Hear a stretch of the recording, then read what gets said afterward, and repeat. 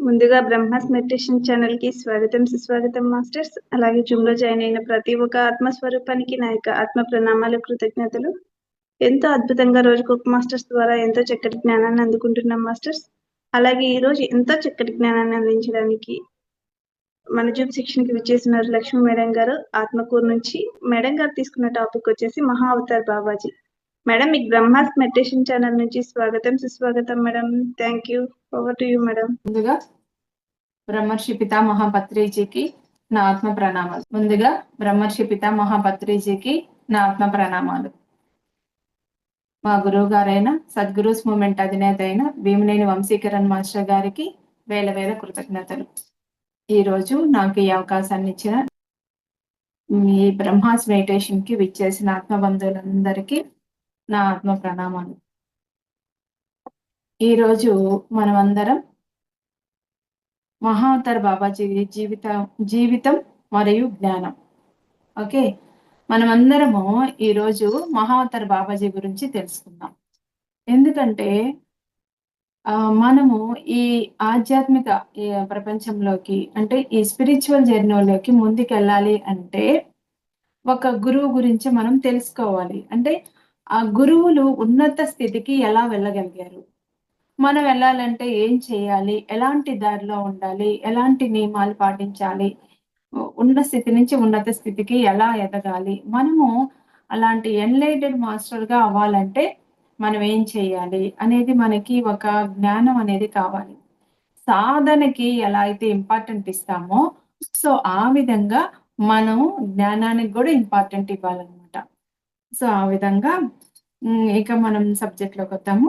Okay, ఇక్కడ పూజ కోటి సమం స్తోత్రం, స్తోత్ర కోటి సమం జప, జపకోటి సమం ధ్యానం, ధ్యాన కోటి సమోలయ అని శ్రీకృష్ణ భగవానుడు ఉత్తర గీతలోని అర్జునుడికి చెప్పబడింది. ఓకే, ఈ విషయాన్ని సమస్త ప్రాణికోటికి ప్రాక్టికల్ కోసము ఒక అవతారం అవతరించబడింది. అంతే కదా, ఇప్పుడు ఏదైనా విషయం చెప్పాలి అంటే ఒక ఉన్నత స్థితిలో ఉన్న ఒక మాస్టర్ చెప్తే మనము నమ్ముతాం. ఇంకా ఎవరు పడితే మాట్లాడుతుంటే వీళ్ళకేం తెలుసులే అనుకుంటుంటాం కదా. సో ఆ విధంగా ఆ జ్ఞానం అందించడానికి ఒక అవతారము అవతరించబడింది. ఆ అవతారమే శ్రీ శ్రీ మహా అవతార్ బాబాజీ. ఓకే, మనిషి కేవలం మాంసపు ముద్ద మాత్రమే కాదని, ఈ మాంసపు ముద్దని నడిపించే ఆత్మ చైతన్యం అని ఈ విషయాన్ని తెలుసుకోవడం కోసం మనిషి తన బాహ్య ప్రపంచంలోంచి తిరిగి అంతర్ ప్రపంచంలోకి ప్రయాణించాల్సి ఉంటుంది. అంతే కదా, ఇప్పుడు మనం బాహ్య ప్రపంచంలో ఉన్నాం అంటే మన ఫ్యామిలీ, మన సారు, మన పిల్లలు, మన బర్డన్స్ ఇవే మనకి తెలుసు. అదే మనము స్పిరిచువల్ జర్నీలోకి వచ్చిన తర్వాత మనం అంటే ఏంటి, మన ఇన్నర్లోకి వెళ్తున్నాము, మనం అంటే ఏంటో తెలుసుకుంటున్నాము, మనం దేనికి వచ్చాము, మన పర్పస్ ఏంటి, మన గోల్ ఏంటి, ఇవన్నీ మనము తెలుసుకోగలుగుతున్నాం అనమాట. ఇవన్నీ ఈ బాహ్య ప్రపంచంలో ఉంటే మనకు అర్థం కాదు. అదే మన అంతర్ ప్రపంచంలోకి వెళ్తేనే ఈ జ్ఞానం అనేది మనకి వస్తుంది. సో ఎవరైనా అతి సుదీర్ఘ ప్రయాణం దేనిని చేరుకోవడానికి అని అడిగితే మనం ఏం చెప్తాము, ఏదో ఒక గ్రహం పేరు చెప్పేసి కామ్ అయిపోతాం. కానీ నిజానికి అతి సుదీర్ఘ ప్రయాణం మన అంతర్ ప్రపంచానికి చేరుకోవటానికి పట్టే సమయమే. ఇదంతా మీరు ధ్యానం ఎందుకు చేస్తున్నారు, ఇంత టైం ఎందుకు కేటాయిస్తున్నారు, మీరు క్లాసులు ఎందుకు తీసుకుంటున్నారు, ఈ స్పిరిచువల్ జర్నీలోకి ఎందుకు వచ్చారు అని చెప్పని అడిగితే మనం ఏం చేస్తాము, ఎందుకు అంటే మనం అంతర్ ప్రపంచంలోకి వెళ్ళాలి అంటే ఈ ధ్యానంలోకి వెళ్ళాలి, ధ్యానంలో ఉండాలన్నమాట, సర్వీస్ చేస్తూ ఉండాలి. కానీ నిజానికి అదేంటి అని కళ్ళు తెరిస్తే ఏమో బాహ్య ప్రపంచం, కళ్ళు మూస్తే అంతర్ ప్రపంచం. అంతే కదా, కళ్ళు తెరిస్తే అంటే మన రొటీన్ లైఫ్ లో ఉంటే ఏమో బాహ్య ప్రపంచం, అదే కళ్ళు మూసుకొని కూర్చుంటే మనమే భగవంతుడము, my dear gods, my dear friends అంటుంటారు భద్రే సార్. ఎందుకని, దేవుడు మనలోనే ఉన్నాడు అనే నిజాన్ని తెలుసుకోవాలి అంటే భక్తిని దాటి ధ్యానంలోకి అడుగు పెట్టాలి మనం. ఓకేనా, సో ఆ విధంగా ధ్యానంలో ఉంటేనే మనలో భగవంతుడు ఉన్నాడు అనేది మనకి తెలుస్తుంది అనమాట. సో, అందుకని ఈ ఈ వీటి మధ్య దూరం ఎక్కడిది అని సందేహం కలగవచ్చు. నిజానికి సగటు మనిషి తన బాహ్య ప్రపంచంలో నుంచి తన అంతర ప్రపంచంలోకి చేరడానికి కొన్ని వందల జన్మలు తీసుకోవాల్సొస్తుంది. చూడండి. అంటే ఈ బాహ్య ప్రపంచం అంటే బాహ్య ప్రపంచం నుంచి అంతర ప్రపంచంలోకి రావడానికి ఎన్నో వందల, వేల జన్మలు తీసుకోవాల్సొస్తుంది.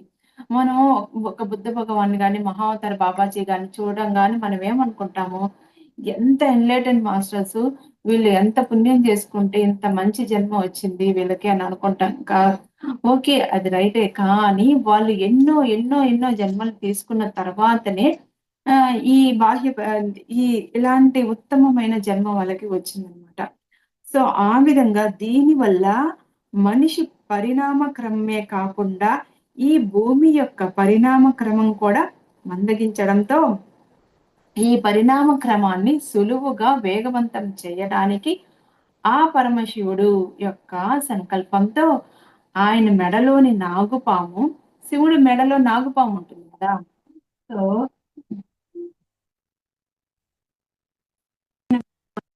మెడలోని నాగుపాము నాగరాజుగా జన్మ తీసుకొని కఠిన కఠోర సాధనలు చేసి మహా అవతార్ బాబాజీగా జన్మ తీసుకుంది.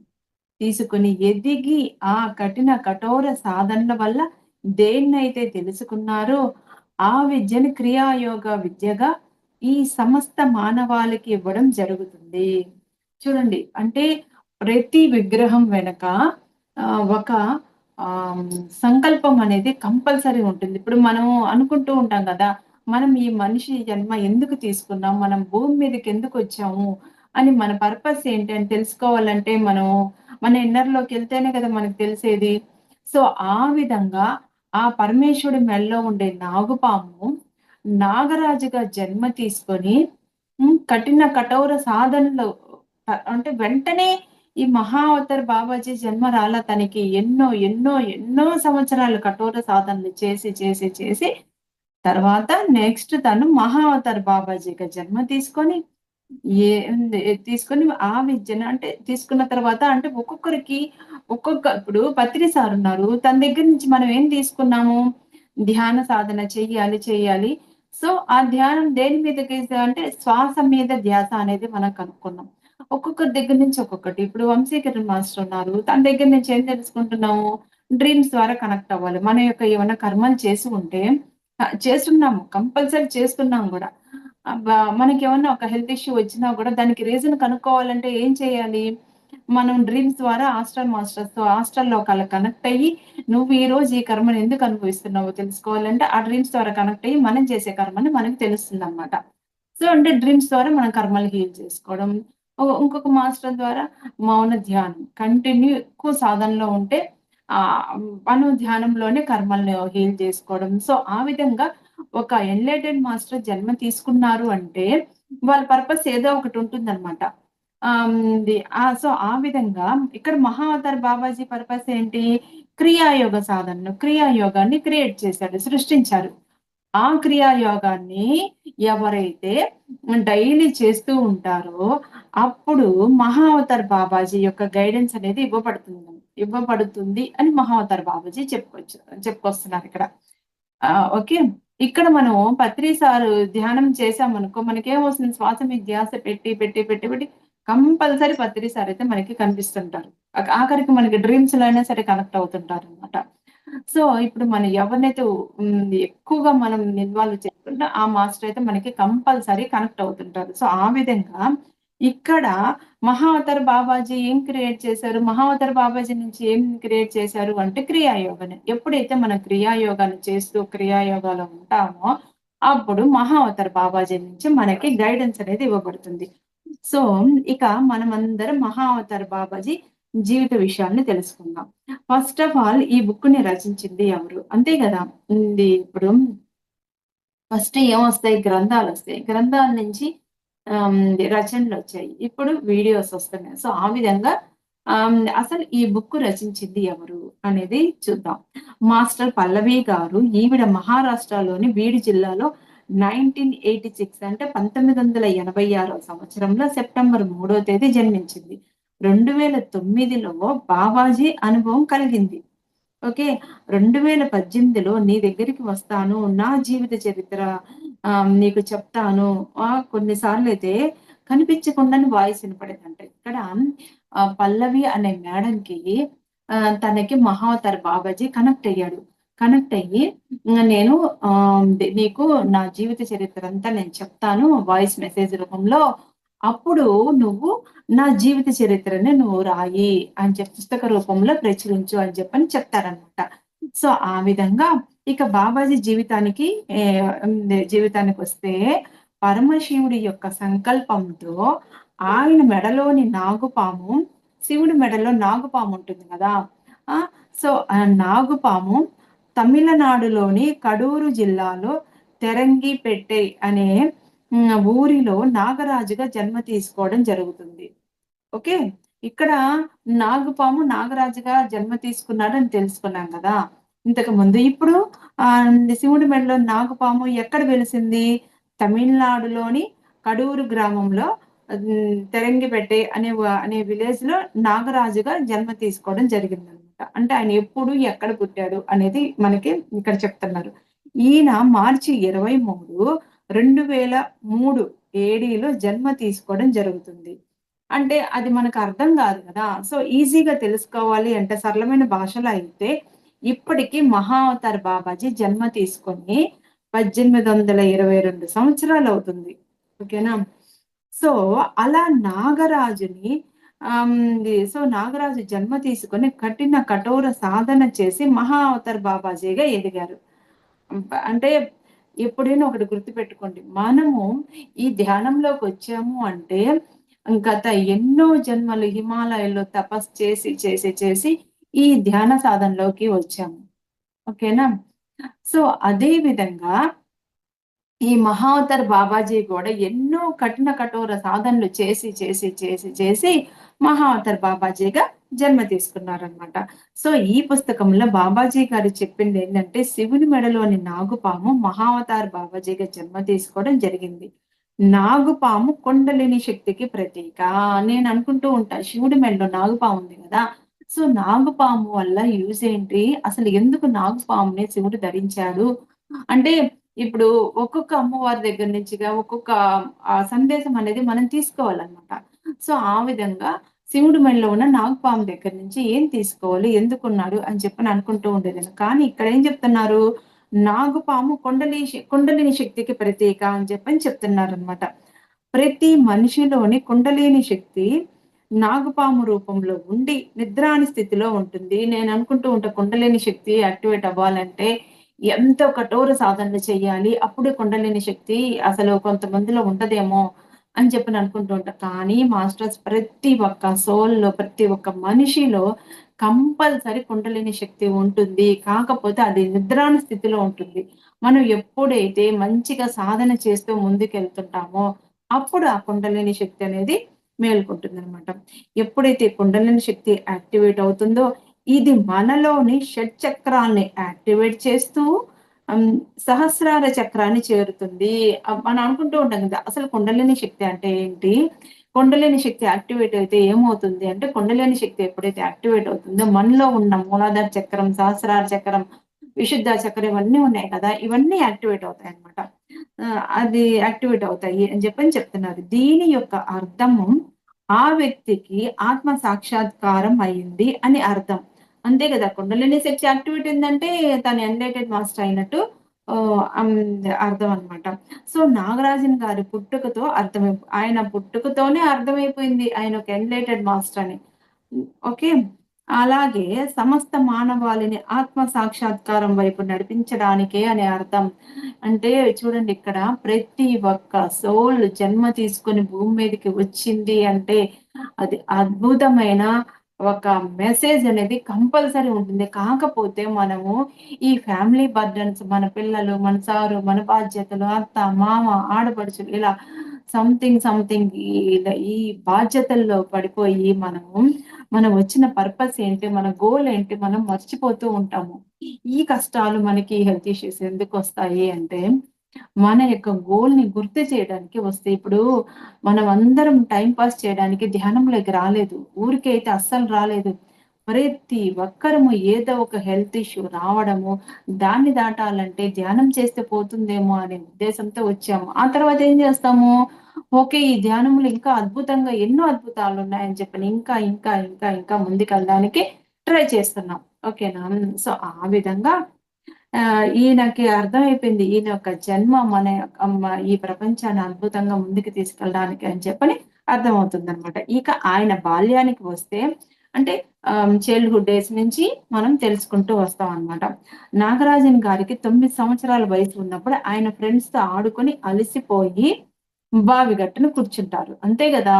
అప్పట్లో పిల్లలు ఎప్పుడు బయట ఆడుకుంటూ ఉండేవాళ్ళు. అప్పుడు నా చైల్డ్‌హుడ్ డేస్‌లో గూడా ఆడుకుంటూ ఉండేవాళ్ళం. ఎక్కువ గుర్తుంది లేదా మీకైతే నా చైల్డ్‌హుడ్‌లో అయితే ఎక్కువ ఏంటి తొక్కుడు బిల్లని, డిమిండాలని సంథింగ్ చాలా అద్భుతంగా ఉండేయి అప్పుడు ఆటలన్నీ. ఆహ్, హ్మ్. స్కిప్పింగ్ అయితే ఎక్కువ చేసేవాళ్ళం. ఎంత ఒక్కొక్కరు 100, 200 ఇట్లాగా పెట్టుకునేది. చక్కగా అద్భుతంగా ఆడేవాళ్ళం. అసలు ఆహ్, అప్పుడైతే నేను వీఆర్‌సీ కాలేజీ నెల్లూరులో మేమైతే సైకిల్లేసుకొని వీఆర్‌సీ కాలేజీ ఎక్కడుండేవాళ్ళం బాలాజీ నగర్ నుంచి వీఆర్‌సీ కాలేజీకి మేము సైకిల్ మీద ఎళ్ళేవాళ్ళం. హ్యాపీగా ఎంతో ఎంజాయ్ చేస్తూ. చూడండి ఇప్పుడు ఏమున్నాయి అసలు మనిషి కష్టపడేదానికే లేకుండా పోతుంది. ఎప్పుడైతే ఈ సెల్ ఫోన్‌లొచ్చాయో అప్పటినుంచి ప్రతి ఒక్కరు ఆడుకోవడం మర్చిపోయారు. మనలాంటి హౌస్ వైఫ్‌లయితే కష్టపడడం అస్సలు మర్చిపోయారు. ఓకేనా? సో, ఆ విధంగా అప్పట్లో నాగరాజునికి 9 ఇయర్స్ ఉన్నప్పుడు ఫ్రెండ్స్ అంతా ఉంటారు గదా! వాళ్ళందరూ ఏం చేస్తున్నారు బావి గట్టున ఆడుకుంటూ ఉన్నారు. హ్మ్. ఆడుకుంటూ ఉంటే వాళ్ళలో దమన్ అనే వ్యక్తి ఉన్నాడు. వాళ్ళ ఫ్రెండ్స్‌లో ఒక వ్యక్తి పేరు బాబు పేరు దమన్ అన్నమాట. తనేం చేశాడు కాలు స్లిప్ అయ్యి బావిలో పడిపోయాడు. ఓకే. చూడండి జాగ్రత్తగా వినండి. కాళ్ళు స్లిప్ అయ్యి బావిలో పడిపోయాడనమాట. పడిపోయినప్పుడు ఇంకా ఇక్కడ నాగరాజును తను ఆ ఫ్రెండ్స్ అందరూ అరుస్తూ ఉన్నారు. అంటే "హెల్ప్ చేయండి. నా ఫ్రెండు బావిలో పడిపోయాడు. ప్లీజ్ హెల్ప్ మీ" అని చెప్పని అందరిని అక్కడ ఊళ్ళో ఉండే వాళ్ళందరిని గ్యాదర్ చేస్తున్నారు. అంటే అరుస్తూ ఉన్నారంట. అరుస్తూ ఉంటే అక్కడ ఎవ్వరు ఒక్కరు కూడా రాలేదు. ఇంకా అప్పుడు నాగరాజునికి అనిపించింది. ఓకే. ఇక్కడ ఎవ్వరు సేవ్ చేయడానికి రావడం లేదు. ఇంకా అందుకని వారు రాకపోయేసరికి అప్పుడు నాగరాజుని ఏం చేశాడంటే తనని కాపాడడం కోసం ఒక చెట్టుకి దారం ఉంటుంది.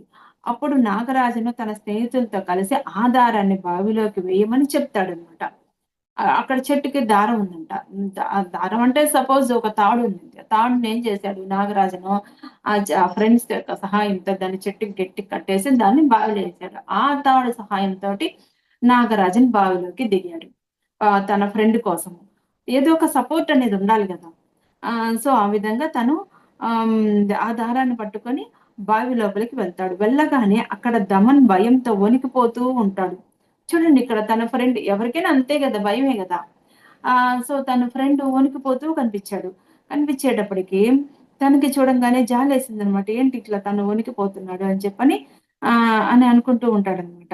అప్పుడు నాగరాజును అంటే ఇంకా తనకి భయమేస్తూ ఉంటుంది. ఎలా సేవ్ చేయాలి? దమన్ అనే వ్యక్తిని తన్ని ఎలా సేవ్ చేయాలి అని చెప్పని తను ఆలోచిస్తూ ఉంటాడనమాట. తన కోసం ఇంకా అప్పుడు నాగరాజు ఆ కష్టంలో ఉన్న ఆ దారాన్ని పట్టుకొని బావి లోపలికి వెళ్తాడు. వెళ్ళగానే అక్కడ దమన్ భయంతో వణికిపోతూ ఉంటాడు. అప్పుడు నాగరాజన్ దమన్ తోటి "భయపడకు, దమన్ నేనున్నాను. నిన్ను నేను కాపాడుతాను. బావిలోకి దిగడమే కాకుండా ఫ్రెండ్ నువ్వేం భయపడొద్దు. నేనున్నాను. నేను చూసుకుంటాను నిన్ను" అని చెప్పని చెప్తున్నాడు. అని చెప్పి ఏదైతే దారం ఉందో ఆ దారం సహాయంతో నాగరాజు ఆ దమనాన్ని బావి గట్టుకి పంపిస్తాడు. ఏదైతే తను ఏ తాడైతే హెల్ప్ తీసుకొనొచ్చాడో ఆ తాడు మీదకి తన్నెక్కించి చిన్నగా బావి మీదకి పంపించేస్తాడనమాట. అంటే ఈ నాగరాజుని దమన్ని కాపాడే క్రమంలో తనకు ఈత రాదన్న సంగతి మర్చిపోతాడు. చూడండి ఒకరికి హెల్ప్ చేయాలనే తపనలో తనకి స్విమ్మింగ్ రాదని తెలీదంట. మర్చిపోతాడు. సో, అలా నాగరాజును స్లోగా నీటిలోకి మునిగిపోయి అడుగు భాగానికి చేరుకుంటాడు. అంతే గదా!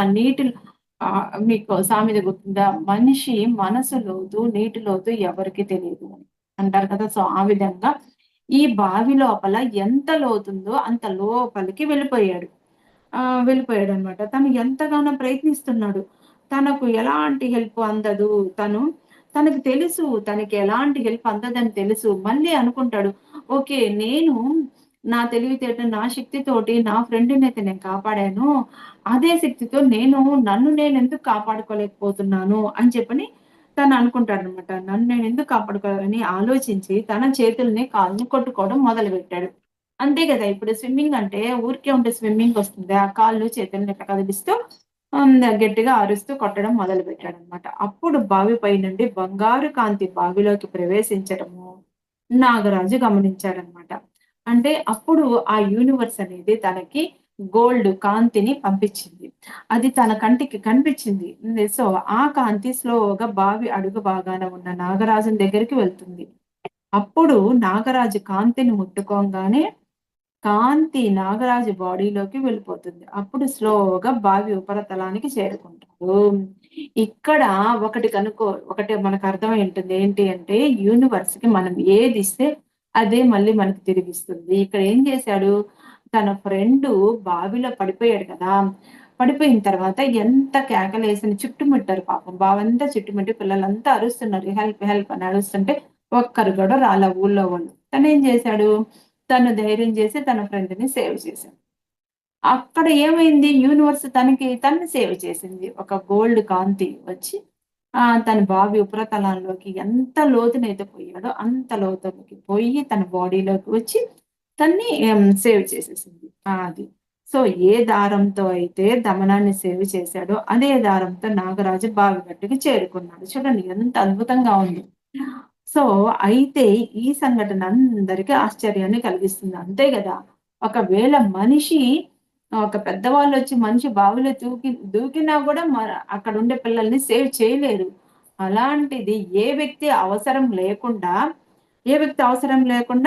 తన్ని తను ఎలా పైకొచ్చాడు అనేది అందరికి ఆశ్చర్యం వేసింది. ఈ సంఘటన వలన లైఫ్‌లో ఎంత కష్టమొచ్చినా దాన్ని మనం ఒక ఛాలెంజింగ్‌గా తీసుకోవాలి అని అర్థమవుతుంది. ఇక్కడ తనకి తనకి తెలుసు. నాకు స్విమ్మింగ్ రాదు అని తెలిసినా సరే తనని సేవ్ చేయాలి అనే తపన తనలో ఉండడం వల్ల తను సేవ్ చేయగలిగాడు.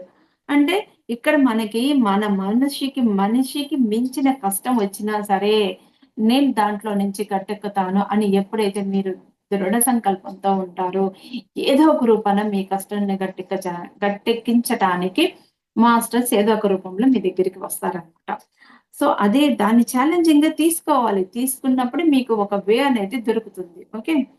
అలాగే వన్ ఫైన్ మార్నింగ్ నాగరాజుకి ఒక డ్రీమొస్తుంది. ఆ డ్రీమ్‌లో చిన్న అబ్బాయిని కొంతమంది కిడ్నాప్ చేసినట్టు కలొస్తుందనమాట. నాగరాజుకి ఒకరోజు ఒక డ్రీమొస్తుంది. ఆ డ్రీమ్‌లో ఏం ఏం జరిగిందంటే కొంతమంది ముసుగు దొంగలంటారు కదా! వాళ్ళొచ్చి తనకి మత్తు మందిచ్చి కిడ్నాప్ చేసినట్టు డ్రీమొస్తుందనమాట. వచ్చినప్పుడు తన తల్లికి చెప్తాడు. అమ్మమ్మ నాకు ఇలాంటి డ్రీమొచ్చిందంటే, లేదు నాన్న డ్రీమ్స్ ఆ కలలో ఏమి నిజం కావు. నువ్వేం భయపడొద్దు అని చెప్పి వాళ్ళ తల్లి చెప్తుందనమాట. సో, నువ్వు దాని గురించి ఆలోచించవద్దు మానేసేయి అని చెప్తుంది. సరే ఒకరోజు ఊరి చివరలో శివాలయం దగ్గర తన ఫ్రెండ్స్ కోసము నాగరాజు శివాలయం దగ్గర వెయిట్ చేస్తూ ఉంటాడు. అంతే గదా! అప్పట్లో పిల్లలు ఇంట్లో ఉండడం కంటే బయట ఎక్కువ ఆడుకుంటూ ఉంటారు. అందుకే వాళ్ళంత హెల్తీగా ఉంటారు. చూడండి అప్పట్లో ఏ కరెంటు లేదు, ఏ మిషనరీ లేదు, ఏమీ లేదు, ఏ ఎక్విప్‌మెంట్స్ లేదు. అయినా గాని ఎంతో హెల్తీగా ఉన్నారు.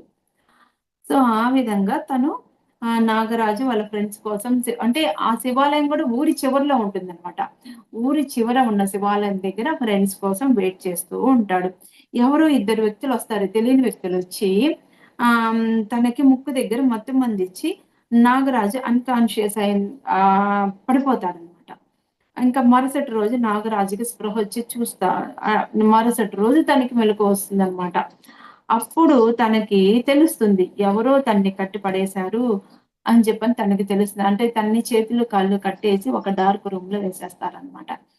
తనకి మెలుకువొచ్చి తను అరుస్తూ ఉంటాడు. నాకు దాహం వేస్తుంది మంచినీళ్ళు ఇవ్వండి అంటే పాపం తనకి ఒక 2 డేస్ మంచినీళ్ళు కూడా ఇవ్వరు.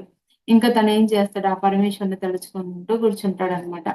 ఇంకా అంతకంటే ఏం చేయలేరు కదా! సో, ఇంకా అంటే చూడండి అంత కష్టంలో ఉన్నా ఎవరు హెల్ప్ చేస్తారని అనే డిసప్పాయింట్‌లోకి ఎళ్ళకుండా ఆ పరమేశ్వరుని తలుచుకుంటూ దేవుడున్నాడు, నాకు హెల్ప్ చేస్తాడు అని చెప్పని తలుచుకుంటూ కూర్చున్నాడు. మూడవ రోజు వాళ్ళు వచ్చి తనకి కట్లిప్పదీసి తన్ని ఒక బెంగాలీ వ్యక్తికి అమ్మేస్తారనమాట.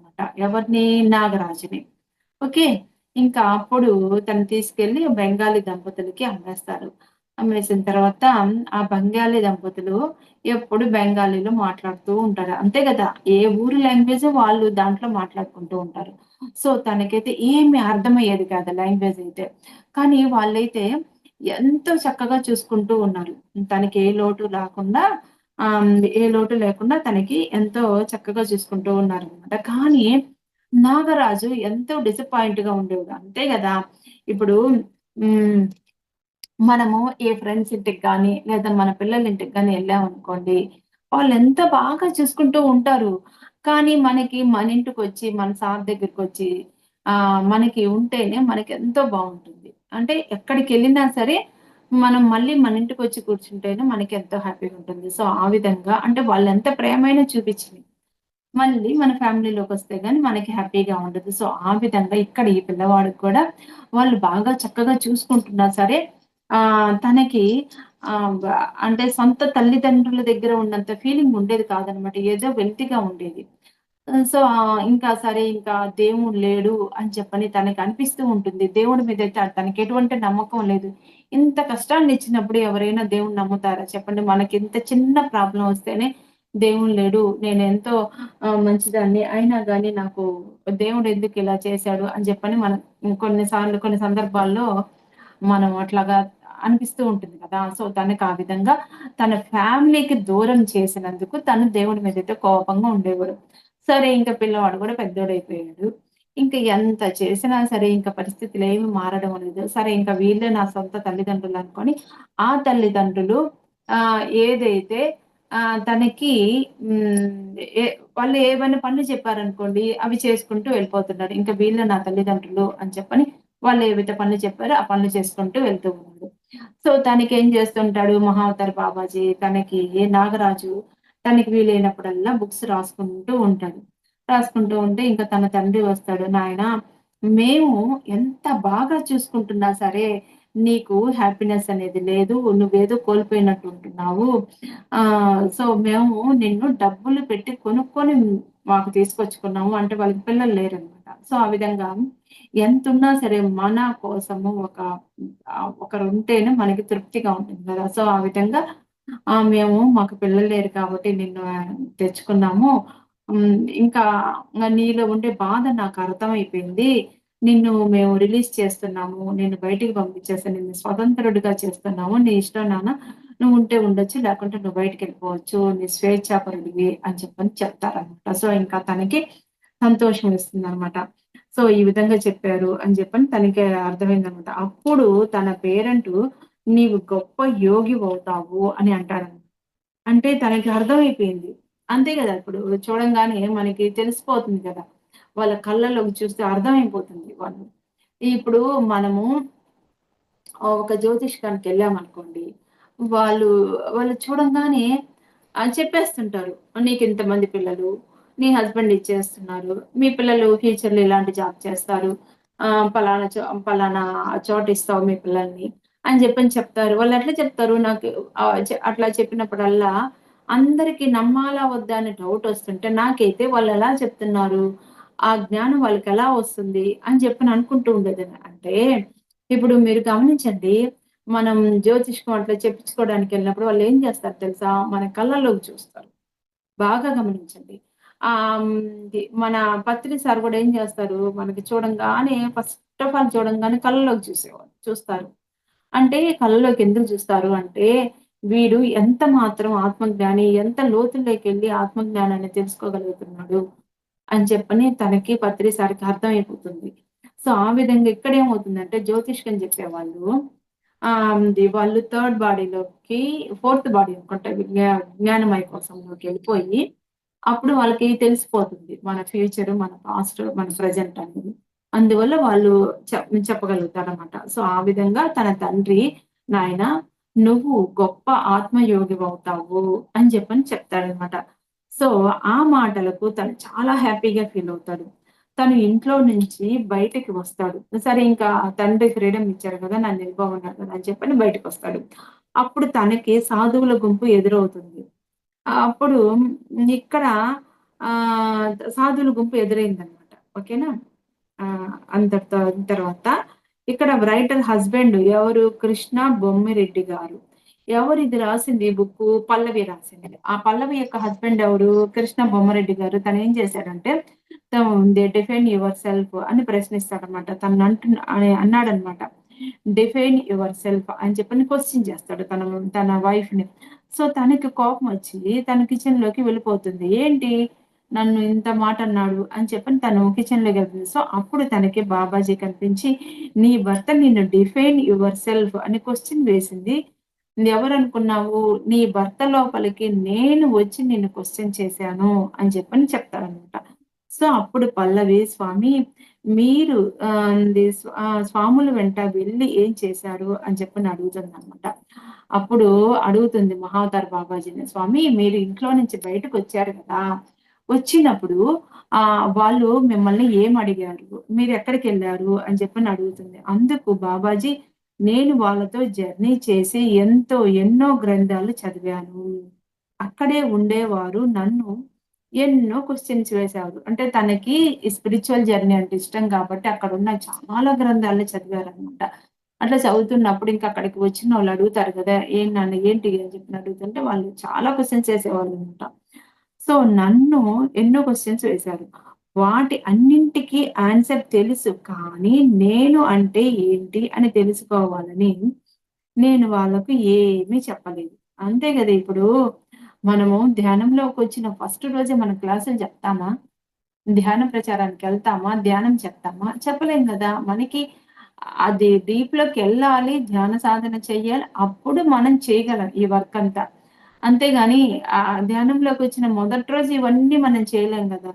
సో, ఆ విధంగా అక్కడ వాళ్ళు అడిగే క్వెషన్స్ తనకు తెలుసు. కానీ నేనంటే ఏంటో అనేది తెలుసుకున్న దాకా నేను ఎవరితో మాట్లాడకూడదు, ఎవరికీ ఆన్సర్ ఇవ్వకూడదు అని డిసైడ్ అయిపోయాడు.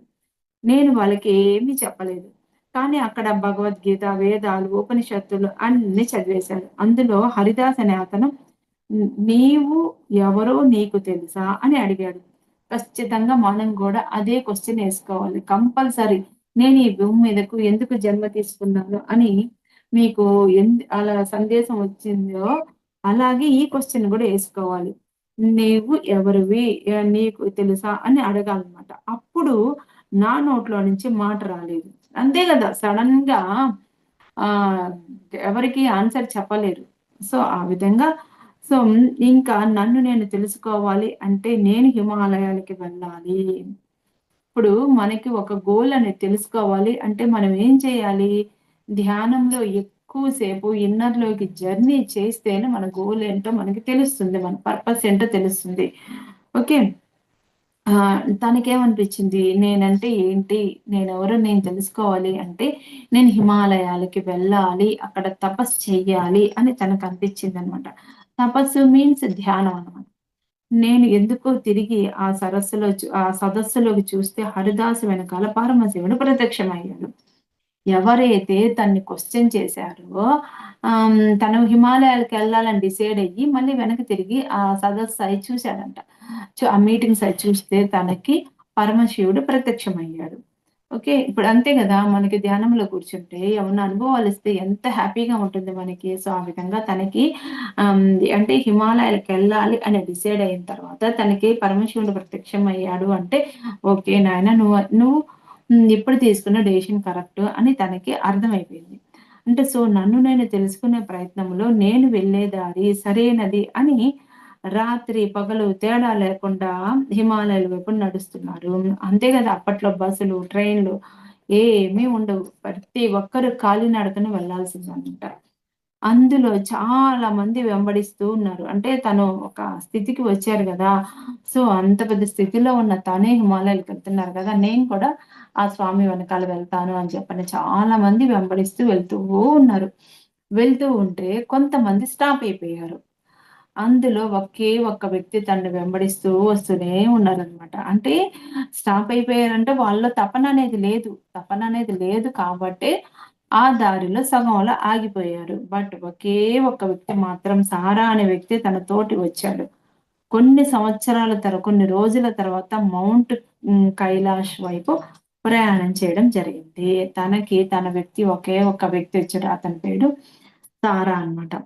సో, వాళ్ళు మౌంట్ కైలాష్ వైపు వెళ్లారన్నమాట. ఒక చెట్టు తనని బాగా ఆకర్షించింది. సో, ఆ చెట్టు దగ్గర ధ్యాన సాధన చేయడం మొదలుపెట్టాడు. వెంటనే తనకి పెయిన్స్, హంగ్రీ అన్నీ వచ్చాయన్నమాట. అంటే నొప్పులు, ఆకలి అన్నీ వచ్చాయి. అంతే గదా! ఇప్పుడు ఆ తర్వాత మెల్లమెల్లగా ధ్యాన స్థితిలోకి వెళ్ళడం వల్ల తనకి అవి కొద్దిగా తగ్గాయి. తనకి కొంచెం తగ్గుతూ వచ్చాయన్నమాట. సో, ఆ విధంగా అన్ అన్ నేను అంటే ఎంతో ఇంటెన్సివ్ ధ్యానం చేయడం వల్ల తనకి అవన్నీ తగ్గాయి. బాడీలోకి రిసీవ్ చేసుకునేవాడిని. అలాగా నేను ఒకే చెట్టు క్రింద 3 సంవత్సరాలు ధ్యానం చేశాను. చూడండి ఎంత అద్భుతంగా అంటే, ఆ మనసుని స్థిరంగా కంట్రోల్‌లో ఉంచుకొని ఒకే ఒక చెట్టు కింద ఖచ్చితంగా ఒకే ఒక చెట్టు కింద ధ్యానం చేశాడు. ఇప్పుడు మనం గూడా అంతే. మనం ఒక ధ్యానం చేస్తున్నామంటే, మనము డిసిప్లైన్ ఉన్న ఒక రూమ్‌లోనే ఒకే ప్లేస్‌లోనే ధ్యానం చేయాలి. ఇష్టం వచ్చినట్టు గందరగోళంగా ఎక్కడ పడితే అక్కడ ధ్యానం అనేది చేయకూడదు. ఓకే. అదే విధంగా తను గూడా 3 సంవత్సరాలు ధ్యానం చేశాడు. వన్ ఫైన్ మార్నింగ్ మృత్యుజయాన్ని సాధించావు నీవు. నీ శరీరంతోనే మానవాళిని కాపాడు అని చెప్తారనమాట. వన్ ఫైన్ మార్నింగ్ ఆ పరమశివుడు ప్రత్యక్షమయ్యి, "నాయనా నువ్వు 3 సంవత్సరాల నుంచి ఇలాగే చేస్తూ ఉన్నావు గదా! నువ్వు మృత్యుంజయాన్ని సాధించావు. నువ్వు ఈ శరీరంతోటే ఈ మానవాళిని కాపాడు" అని చెప్పని చెప్తారనమాట. అప్పుడు మాస్టర్ పల్లవి అడుగుతుంది తన్ని, "బాబా నీకు గత జన్మలు ఉన్నాయా?" మనకందరికి డౌటే గదా! నా గత జన్మేంటి? నా గత జన్మేంటి? అని ఖచ్చితంగా మనందరం నేనైతే గత జన్మ చూసుకున్నాను. ఖచ్చితంగా నేను ఎవరిను, ఏంటి అనేది. సో, ఇక్కడ బాబాజీ నేను కూడా ఈ భూమి మీద అనేక జన్మలు తీసుకున్నాను. బాబాజీ పల్లవి మేడంకి చెప్తున్నాడు. నేను గూడా మీలాగే ఎన్నో జన్మలు తీసుకున్నాను అని చెప్తున్నాడనమాట. ఇక్కడొచ్చేసి తర్వాత పల్లవి మీకు ఫ్యూచర్ లైఫ్ ఉన్నాయా? ఫ్యూచర్ లైఫ్స్ ఉన్నాయా? అని అడుగుతుందనమాట. చూడండి బాబాజీ ఏమో తనకి కనెక్ట్ అయ్యి చెప్తూ ఉంటే, ఈ మేడమ్ వచ్చి ఈ బుక్ రాస్తూ ఉంది. ఆ బుక్ రాసిన తర్వాత డౌట్‌లనేది వస్తుంటాయి గదా! కంపల్సరీ. ఓకే. ఆ తర్వాత అడుగుతుందనమాట. మీకు ఫ్యూచర్ లైఫ్స్ ఉన్నాయంటే, అప్పుడు చెప్తున్నాడు మహావతార్ బాబాజీ పల్లవి మేడంతో చెప్తున్నాడనమాట. నేను హిమాలయాల్లో ఉన్నప్పుడు తీవ్ర ధ్యాన స్థితిలో ఉన్నప్పుడు శివుడు ప్రత్యక్షం కాకముందు నాకు బుద్ధ భగవానుడు వచ్చి తనకి ప్రత్యక్షమయ్యి, "నీవు ఈ జన్మలో ఏం చేయడానికి వచ్చావో తెలుసా? నీవు ఎల్లప్పుడూ ధ్యాన సాధనలో ఉండడం వల్ల మృత్యుంజయాన్ని సాధించావు. నువ్వు ఎల్లప్పుడూ ధ్యాన సాధనలో ఉండడం వల్ల మృత్యుంజయం అంటే ఇచ్చా మరణం అంట. అంటే మృత్యుంజయం అంటే ఇంకా వాళ్ళకి మరణం అనేది ఉండదు. సో, నువ్వది సాధించావు" అని చెప్తున్నాడు. నీవు ఇదే శరీరంలో ఉంటూ ఈ భూమి మీద ఉన్న మానవాళికి మార్గనిర్దేశకం కావాలి. ఇప్పుడు పత్రి సార్ ఏ విధంగా అయితే మనల్నందరిని ధ్యానులుగా తయారు చేశాడో, సో, ఆ విధంగా తనకి కూడా మాస్టర్స్ చెప్తున్నాడనమాట. దానితో పాటు ఎనర్జీ వర్క్ చేయడం నేర్చుకోవాలి. ఇప్పుడు ఆహ్, మన బాడీ స్థిరంగా, హెల్తీగా ఉంటేనే గదా! మనం ధ్యానం చేయగలము.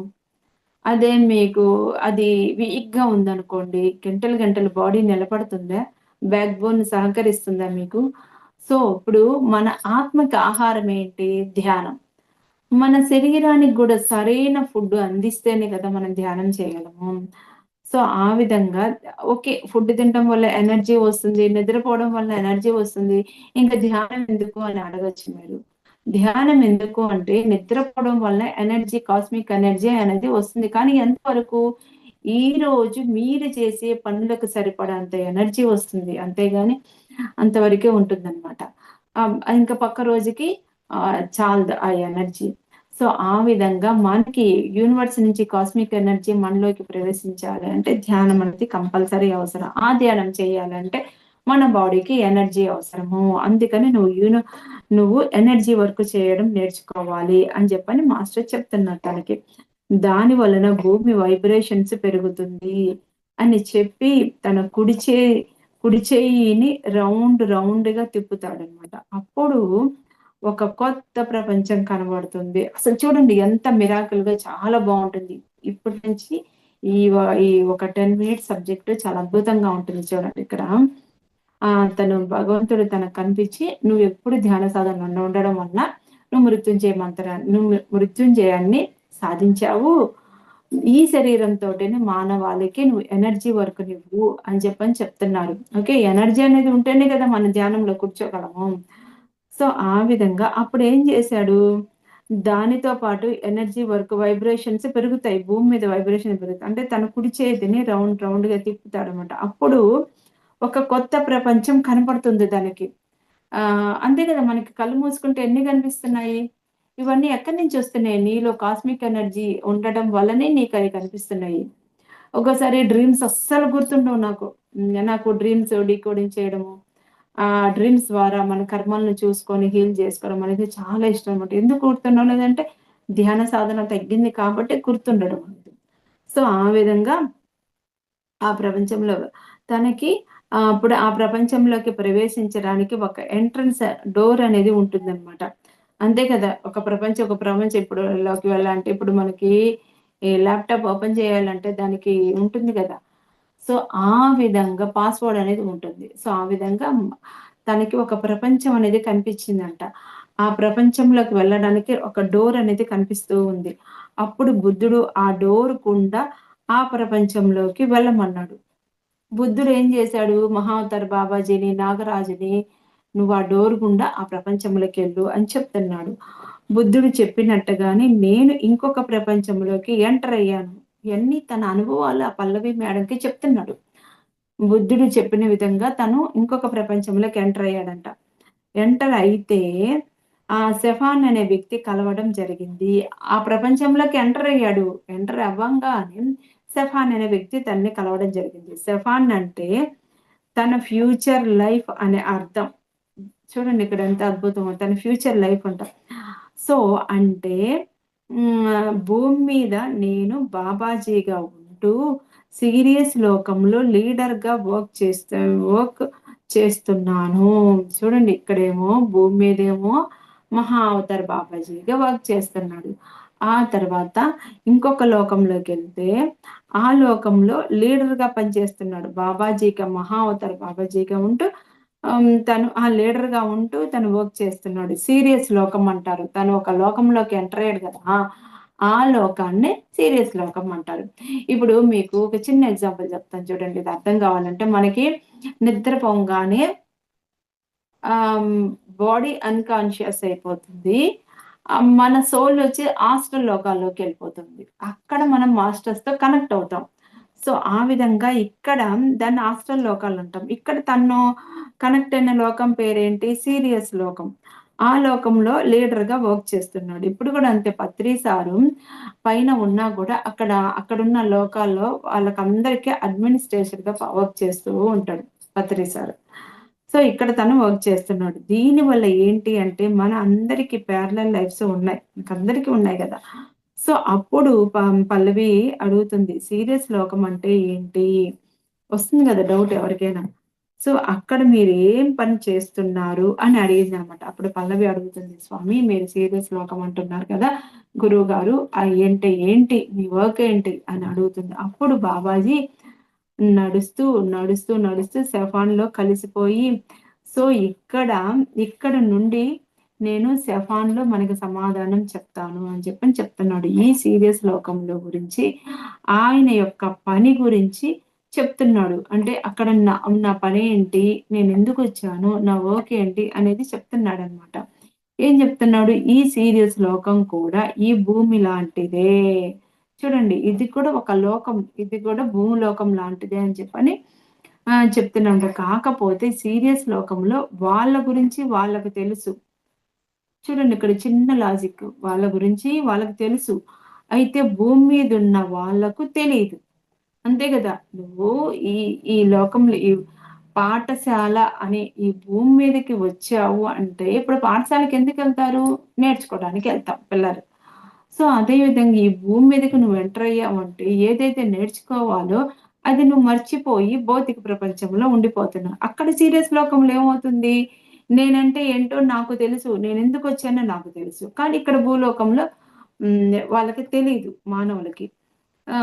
సో, సీరియస్ ప్లానెట్‌లో మనుషులు ఈ భూమి మీదున్న మానవులకు చెప్పడం, వాళ్ళ గురించి వాళ్ళకు చెప్పడం, అదే విధంగా వాళ్ళలోకి దైవత్వం గురించి తెలియజేయడం కోసం ఈ ప్లానెట్‌లో వాళ్ళు పనిచేస్తూ ఉంటారు.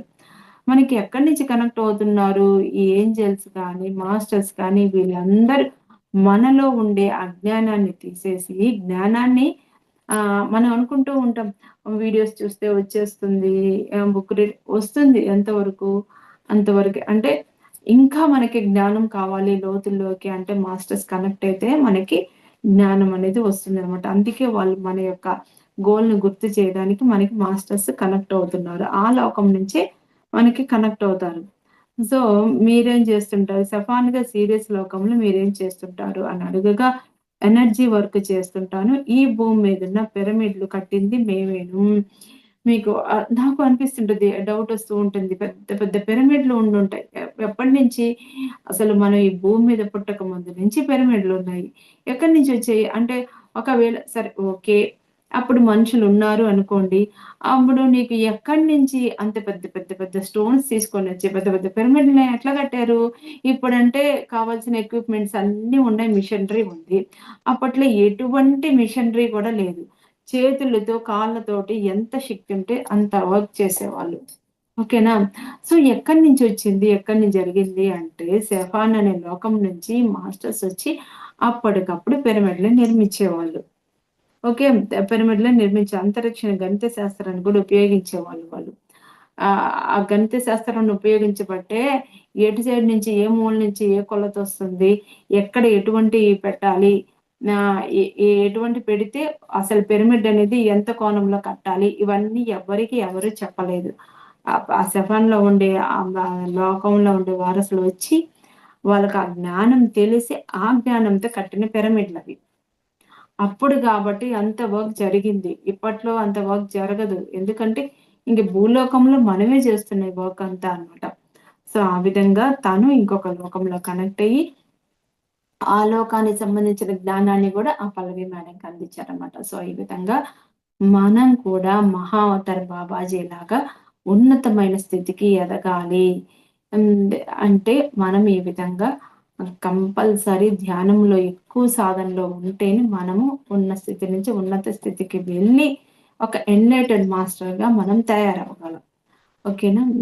సో, ఈ విధంగా పల్లవి మేడము తనకి మాస్టర్ కనెక్ట్ అయినప్పుడు ఈ విధంగా మనకైతే తన జ్ఞానాన్ని అందించారు. సో, నేను ఆ జ్ఞానాన్ని మీకందరికి అందించాను. సో, ఈరోజు సెషన్ అయితే అండి. Thank you madam. Thank you so much నాకు ఈ అవకాశాన్ని ఇచ్చినందుకు. ఇంతసేపు మీరందరూ విన్నందుకు మీకందరికీ వేల వేల కృతజ్ఞతలు.